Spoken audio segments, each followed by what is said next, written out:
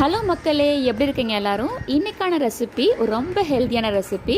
இது கற்பூரவள்ளி இல்லைன்னா ஓமவல்லின்னு சொல்லக்கூடிய அந்த இலைகளும் காய்ந்த ஓமமும் வச்சு செஞ்ச ரசம்.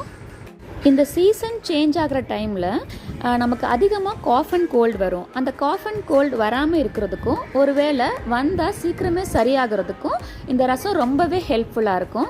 ஸோ இந்த ரசம் நான் எப்படி செஞ்சுருக்கேனோ அதே மெத்தடில் செஞ்சு சாப்பிட்டு பார்த்து எப்படி இருக்குன்னு கமெண்ட்டில் சொல்லுங்கள். இந்த வீடியோ பிடிச்சிருந்தா லைக் அண்ட் ஷேர் பண்ணிடுங்க. புதுசாக வந்திருக்க மக்களே ப்ளீஸ் சப்ஸ்கிரைபும் பண்ணிடுங்க.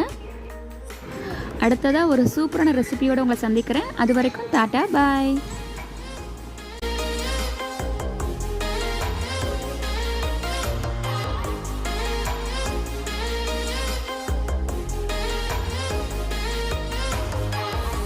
முக்கியமான விஷயம் சொல்ல மறந்துட்டேன் மக்களே. Stay blessed and stay happy.